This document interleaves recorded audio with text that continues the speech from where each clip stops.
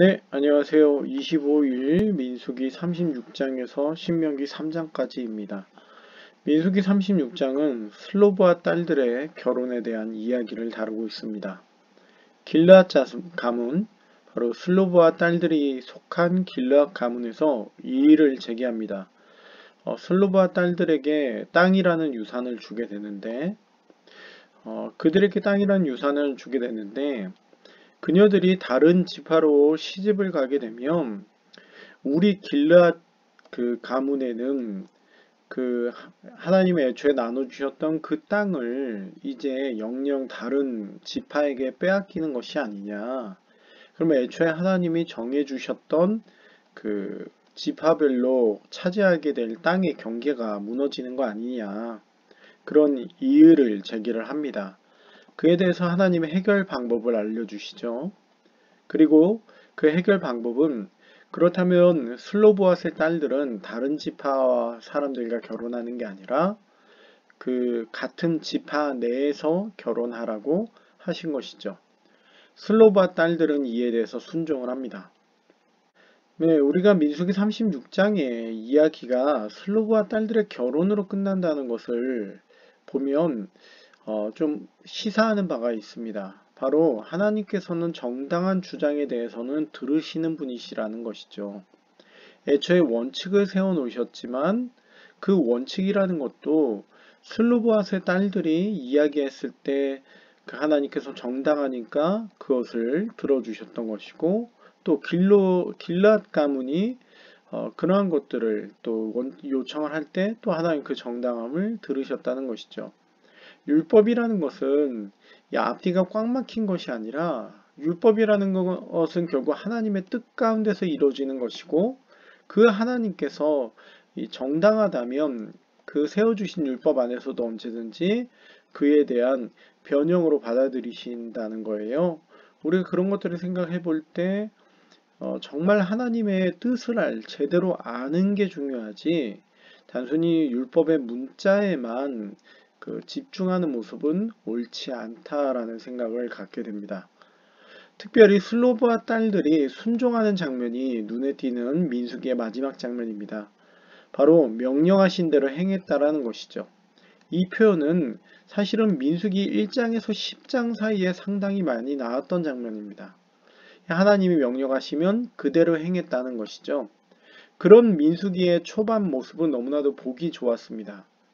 하지만 그 하나님 앞에서 명령한 대로 행하지 않는 불평불만, 불신의 모습들이 결국 40년이라는 심판을 받게 된 것이죠.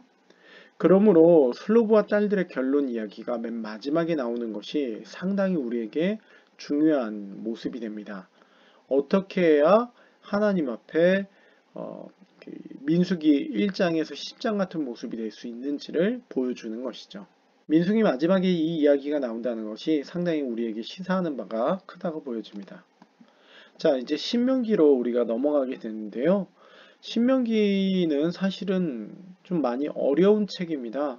그래서 이거는 강해를 해야지만 되는 책인데, 그렇게까지는 하면 또 분량이 너무 많아지기 때문에 좀 중요한 점만 짚고 넘어가도록 하겠습니다. 특별히 신명기의 구조를 좀 우리가 볼 필요가 있는데요. 신명기에 대한 구조는 여러 학자들의 의견마다 서로 갈리지만, 그래도 대체적으로 이렇게 세 단계로는 나누어 볼 수 있습니다. 물론 이거보다 더 자세히 나누기도 합니다만, 이 의견이 거의 좀 공통적으로 이렇게 세 단계로 나뉠 수 있음을 봅니다. 그리고 이 세 단계는 과거에 대한 이야기, 바로 모압까지의 여정에 대한 이야기, 그리고 이 현재라는 것이 당장 이제 닥쳐올 앞날에 대한 이야기입니다. 그래서 주로 모압 언약의 법적 제의적 요소를 설명하는데 분량이 할애됩니다. 그리고 먼 미래와 가까운 미래에 어떻게 될 것인지에 대한 미래에 대한 이야기로 구성되어 있다. 이렇게 여러분들이 총 크게 세 개로 과거, 현재, 미래로 구분되어 있다라는 것을 인식하시면서 말씀을 보시면 조금은 도움이 될 것 같습니다. 그래서 신명기 1장에서 3장은 과거를 돌아본다는 것이죠. 모압 땅에서 이제 모세가 설교를 시작합니다. 바로 가나안 땅 점령을 앞두고 과거를 돌아보는 것이죠. 이제 이들은 새로운 출발하기 일보 직전에 있습니다. 새로운 출발을 하기 전에 그들의 과거를 돌아보는 것이 이 역사를 돌아보게 될 때 이 역사가 미래에 대한 교훈이 되는 것처럼 그들이 과거를 돌아봄으로 말미암아 새로운 미래 가나안 땅 점령에 있어서 실패하지 않는 일종의 정신교육이 되는 것이죠. 모세가 그런 의도로서 설교를 하고 있는 장면이 1에서 4장까지의 장면입니다. 자, 그래서 지도자를 세웠던 일이나 뭐 정탐꾼 이야기, 38년 방황한 이야기, 뭐 헤스본과 바산왕과의 전쟁에 두 지파가 그 땅을 차지한 이야기, 그리고 마지막으로 가나안 입성을 거절당한 모세 이야기 등이 3장까지 나오게 됩니다.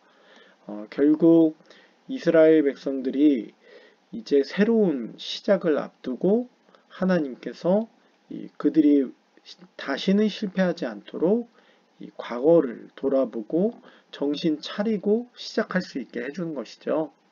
우리 그런 것들 왜 과거 이야기를 하는지 그 목적을 조금 생각하시면서 읽으시면 좋을 것 같고요.